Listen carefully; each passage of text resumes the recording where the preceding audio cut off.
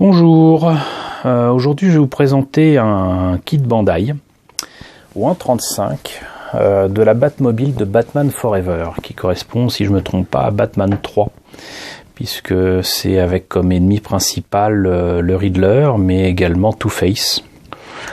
Et c'est un véhicule que j'aime beaucoup alors que je déteste les films 3 et 4 de Batman, ceux des années 90. Mais j'aime beaucoup ce véhicule et je l'ai acheté il y a quelques années de cela, je dirais plus d'une dizaine d'années, parce que bon, j'aime bien la forme de ce véhicule et je ne l'avais qu'en jouet. Je ne pense pas l'avoir en maquette AMT, ERTL ou Revell comme j'ai pu présenter, je crois, le Batboat. Qui du coup est une maquette qui existe au 1.24 ou au 1.25. Mais bon, là, l'occasion était belle et surtout, ce kit a une particularité assez singulière qui me rend tout cela fort sympathique. Donc, je vous propose de faire un petit tour déjà de la boîte comme d'habitude. Donc, kit Bandai. Je vois que, voilà, je disais une dizaine d'années. Le kit date de 2005. Logo de Batman Forever. Le modèle monté et peint présenté ici, il était vendu à l'époque 4500 yens. C'est confirmé encore là. Advance Model, ex-Advance Model, c'était une nouvelle collection. Donc là, différentes photos du modèle monté et peint avec visiblement donc les roues qui peuvent se positionner de façon assez étrange. Mais surtout voilà. Ce qui est génial avec ce kit, c'est que il a tout ce qu'il faut pour l'éclairer. Voilà, c'est ça qui est intéressant dans ce kit. C'est que non seulement vous avez le véhicule, mais en plus vous pouvez l'éclairer et lui donner cette petite lumière bleue qu'on voit dans le film. Donc c'est ce qui m'intéressait le plus, parce que 4500 yens c'est quand même pas donné, mais vu qu'il y a un système électrique, ça peut valoir le coup de mettre une quarantaine d'euros là-dedans. On va voir immédiatement ce que ça donne dans la boîte. Alors beaucoup de pièces, mais surtout une notice de montage en couleur et en noir et blanc, avec bien évidemment, oula, trop de lumière tue la lumière. Les pièces en présence, c'est tout petit, comme mine de rien, comme notice de montage, c'est assez étrange de la part de Bandai.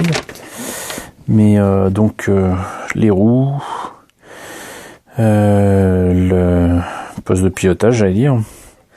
Donc les roues qui sont franchement assez spéciales puisqu'elles sont multidirectionnelles.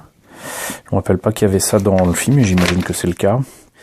Des pièces que je devine être chromées, ici aussi. L'intérieur qui fait quand même c'est très organique comme design, on dirait un animal zombie avec les côtes apparentes, enfin bon, un design que j'aime beaucoup. Et donc il y a ces espèces d'ailes qui s'ouvrent par là, qui font exactement comme dans le jouet. Encore une fois, je n'ai que très peu de souvenirs du film parce que si je me trompe pas, j'ai pas dû le voir depuis que je l'ai vu au cinéma, donc il y a plus de 20 ans.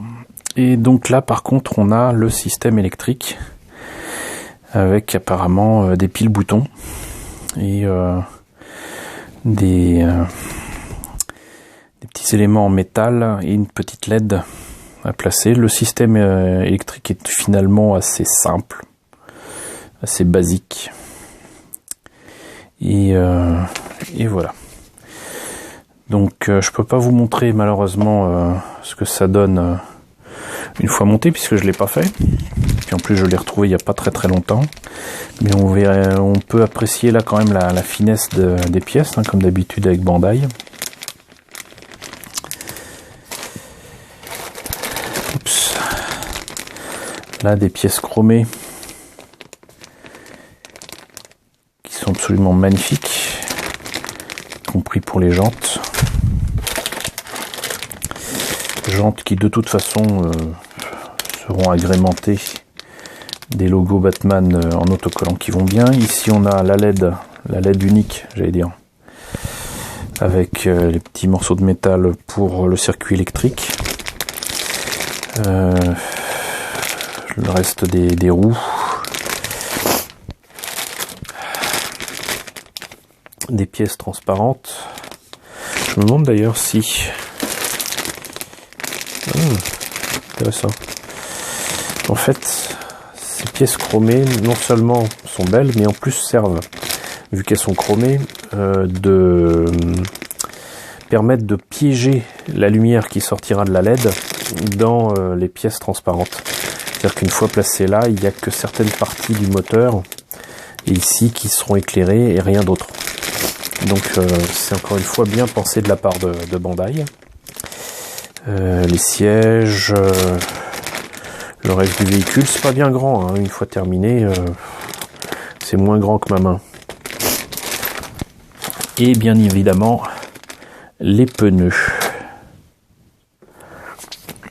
Alors voilà, c'était la présentation de la Batmobile de Bandai au 1.35. Vu que c'est un modèle Bandai, je pense que, en plus, vu qu'il n'y a pas grand chose comme nuance de couleur à mettre dessus à part du noir pneu et monter tout ça tel quel, je me ferai un plaisir bien évidemment de vous montrer ce modèle quand je l'aurai monté, un de ces quatre. Surtout qu'il s'éclaire, donc ça peut être sympa. C'est juste dommage, je trouve, qu'il n'y ait pas de figurine avec. Heureusement, au 1.35, il existe des figurines Batman qui pourraient bien aller chez Andreas Miniature, quoique je crois que c'est genre positionné sur un toit ou quoi. Enfin, on va voir. Il y a certainement moyen de trouver une figurine cool. Raoul. Donc voilà, c'était la Batmobile de Bandai. J'espère que ça vous a plu comme présentation. N'hésitez pas à me dire ce qu'il en est dans la section commentaires. N'hésitez pas à liker, à partager, à vous abonner, même si, comme moi, vous n'aimez pas le film Batman Forever. Et puis je vous dis à très bientôt pour la présentation de nouvelles Bat vidéo de BatKit.